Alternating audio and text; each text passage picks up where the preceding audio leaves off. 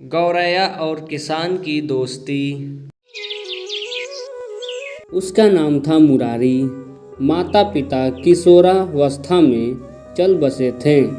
किसी तरह दिन कटे, हठा कठा जवान हो गए हो, परंतु इतनी समझ न आई थी कि जीवन में परिश्रम करने से कुछ होना संभव है। कोई दया कर कर 4 रोटी दे देता तो पेट भर जाता। थोड़ी कुछ जमीन भी थी, परंतु खेती वह क्यों करता। हाँ, जब 2 समय तक कोई रोटी न देता तो जंगल में जाकर सूखी लकड़ियाँ बीन लाता। यदि कोई लकड़ियों के बदले 2-4 रोटी दे देता तो पेट की आग बुझा लेता, नहीं तो भूखा ही सो जाता। कभी कभी वह सोचता कि ऐसे दिन काटने से अच्छा है कि वह खेती बाड़ी शुरू कर दे, परंतु फिर विचार त्याग देता है।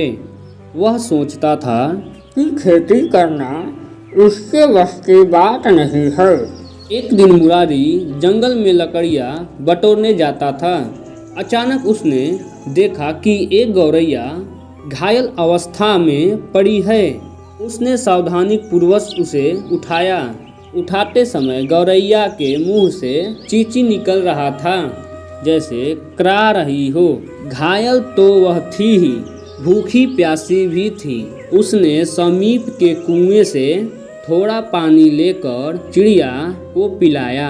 पानी पीकर चिड़िया ने सिर हिलाया, जैसे उसे कुछ होश आया हो। मुरारी ने एक तरह की हुई लकड़ियों का गट्ठर बनाया और चिड़िया को सावधानी पूर्वक से उठाया, संभाल कर घर चला आया। एक पड़ोसी को उसने लकड़ियाँ दी। थोड़ी देर बाद पड़ोसी की लड़की उसके लिए भोजन लेकर आई।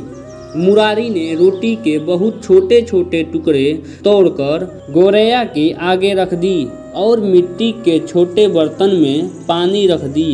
गौरैया ने पानी पिया और रोटी के टुकड़ों में भी चोंच मारी। मुरारी बोला, देखो चिड़िया रानी, आराम से मेरे घर में रहो, जब ठीक हो जाओ तो उड़ जाना। गौरैया मुरारी के घर खुश थी। वह रोजाना उसके कंधे पर बैठकर जंगल जाती।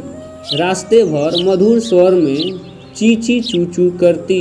शाम को उसके साथ लौट आती।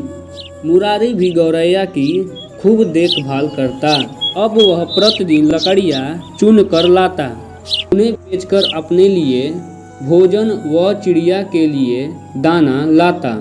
दोनों एक दूसरे को प्रसन्नता पूर्वक निहारते। धीरे धीरे मुरारी को उससे प्रेम हो गया। उसे एक साथी जो मिल गया था। गौरैया भी मुरारी को छोड़कर कहीं जाना नहीं चाहती थी। कुछ दिन के बाद बरसात का मौसम आ गया। कई दिन तक लगातार पानी बरसता रहा। मुरारी लकड़ियाँ लेने जंगल न जा सका। वह सोचने लगा, अब गौरैया के लिए दाना कहाँ से आएगा। स्वयं तो वह भूखा ही रह सकता था, परंतु उसे चिंता थी गौरैया की। यह सोचते सोचते उसका ध्यान जमीन की ओर गया। क्यों न वर्षा से नम हुई भूमि पर खेती की जाए। उसने सोचा। अगले दिन वह फावड़ा लेकर गया। उसने एक नज़र जमीन पर डाली और फिर जमीन खोदने में जुट गया।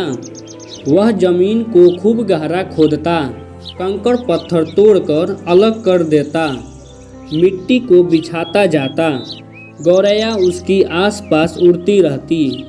गांव वालों ने जब मुरारी को इतना कठिन परिश्रम करते देखा तो वो भी उसका हाथ बटाने आ गए। एक पड़ोसी ने खेत जोतने के लिए हल और बैल दे दी और दूसरे ने कुछ बीज। कुछ ही समय खेत में पौधे लहराने लगे। मुरारी उसकी ठीक प्रकार देखभाल करता। फसल पकी तो अनाज से घर भर गया। अब मुरारी की खुशी का ठिकाना न था। अनाज का ढेर गौरैया को दिखाते हुए वह बोला, यह सब तुम्हारे लिए है, तुम्हें कहीं जाने की जरूरत नहीं है। अब तुम हमेशा मेरे साथ ही रहना। मुरारी की बात सुनकर गौरैया खुशी से चहकने लगी।